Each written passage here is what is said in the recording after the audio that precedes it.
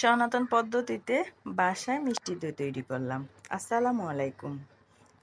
প্রথমে চুলায় পাতিল দিয়ে 1 কাপ চিনি দিয়ে একটু পানি দিয়ে ক্যারামেল তৈরি করলাম। ক্যারামেল তৈরি করার পর প্রায় হাফ লিটারের থেকে বেশি জাল করা দুধ দিয়ে দিলাম। দিয়ে 5 চা চামচ দুধ পাউডার দিলাম। তারপর নেড়ে একটু ঘন হয়ে আসলে নামাইয়া ঠান্ডা করে আঙ্গুল দিয়ে সহ্য করার মতো গরম আছে কিনা দেখে দইয়ের বীজ ফেটে ওখানে দিয়ে দিলাম। দিয়ে তারপর মাটির পাতিলে ঢেলে নিলাম। অন্য পাত্রে একটা পুরনো তাওয়াল দিয়ে একটা ডেকচি গরম করলাম, ঢাকনায় একটু ঘাম আসা পর্যন্ত।